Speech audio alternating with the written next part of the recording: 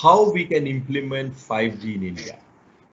Now, how we can implement 5G in India if it is so costly? We have to combine it with other things. And since I said that there is so many towers which will be required, where would you get so many towers? So we have to, piggyback on the existing infrastructure of streetlights. Now, if you take streetlights and convert them into telecom infrastructure, then where will the streetlight go?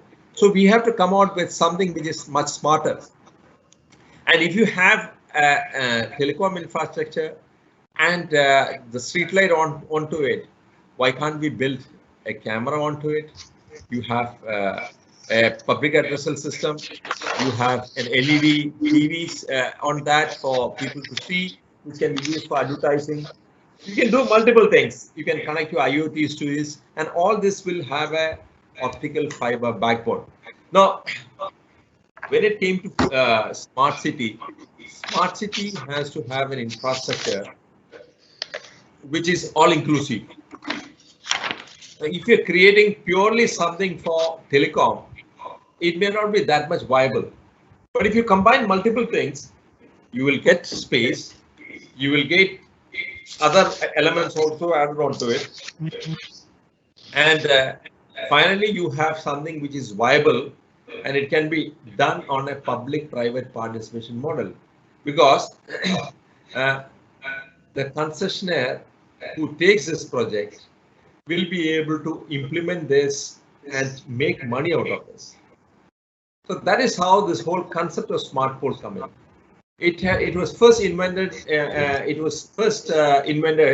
In, I think, New York, and when it was invented, it was such a big thing because there was adequate space for setting up, in a congested city like New York, or you don't find adequate place for putting up a new telecom towers. So where would you put it? You have to utilize the street lights, the street light poles, and combine the street light into and the street light pole is a combination of multiple things amalgamated into one, and a very sophisticated, aesthetically beautifully looking smart pole dots an entire city. And here in this top dome of the smart pole, the telecom industry, the telecom players are given space. I'm not shown that as far as this is concerned, but the thing is, inside the top dome is where the small cells are created, located, and installed. So one smart pole can take multiple operators. It can take BSNL, it can take Vodafone, it can take Reliance, it can take everybody else. What I'm trying to say is that you have a single platform for the whole city. So it's a win-win situation. That's so that is how the smart pole is been thought through as far as a smart city is concerned. Like I said earlier, it takes billions of dollars to put an infrastructure on the 5G nature. So we are finding a way out, because in a fast changing technology, today you put something on CapEx, next day the technology would change and it become redundant, white elephant. Now, how can you utilize and optimize the technology as far as the power of the telecos into one and the requirement of the cities and the citizens into one single point where everybody benefits? That is where the PPP comes in. Now the thing is, even today, the towers are laid by, there's somebody known as IP1, players who set up like Indus Towers or Bharti Infratel. They are not the ones who's running the telecom. The telecom is run by BSNL, Vodafone, Idea, Reliance and all. But the one who provide the infrastructure are the IP1 infrastructure provider grade 1, they call it. Now, if you look at a tower, it may have been set up by Indus Towers, But it will be used by Reliance, it will be used by BSNL, it will be used by multiple people. There's a tower sharing philosophy which is in place. Now, our idea is to have a single concessionaire for the whole city, so that we make him responsible for every kind of telecom service. And if today BSNL says that I want to put a small cell here because I have a population here and there's a call drop here, it is a responsibility of the concessionaire to do that.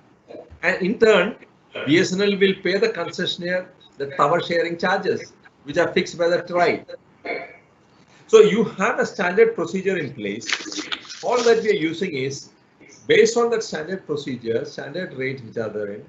Instead of just making it a messy issue, we are saying we tender out and get a single concessionaire. And a single concessionaire, like we have that example in Delhi already. Indus Towers are doing it in Delhi. And Baroda and MP, Baroda. In MP, it is Reliance, which is doing it.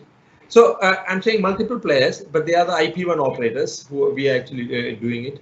And they have been given this responsibility to set up a seamless network for the whole city. And once that network is created, this telecom operators simply come and share those towers as per the sharing rates and the philosophy and the guidelines which is already laid down by the TRAI. So what happens? The city doesn't spend any money.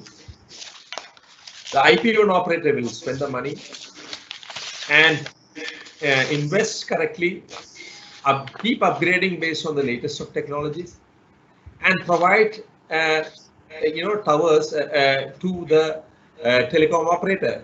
Now the result is that today you have one area which is concentrated by BSNL, another area which is concentrated by Airtel. You still have a call drop when you move from one place to another. Now in this scenario, you will not have a call drop. We will have a tri-party agreement in which the city administration will be party to the whole thing. So it's a tri-party agreement in which the city, the telecom operator, and the IP1 operator, that is a concessionaire, will be party to the whole thing. The investment will be made by the IP1 operator. The towers will be shared by the telecom infrastructure. That same towers will be used by the smart city for the the video surveillance, for the lights, and for whatnot, all those things. Another win factor, and the most important is the citizen will have seamless connectivity throughout the city.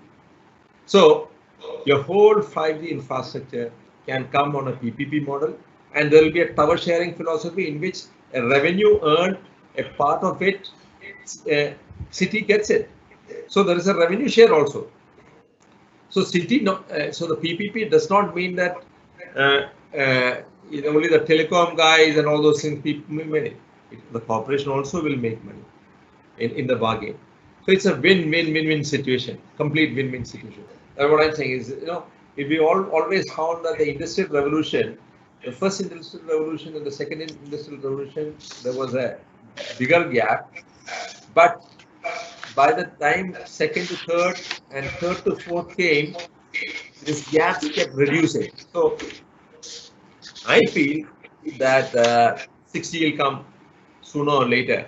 So we absolutely have no time to waste, and then get on with it and get on with the PPP model, so that the government doesn't have to spend any money. The PPP model will be implemented by IP1 people, and they will, once this infrastructure is created, they will upgrade to 6G.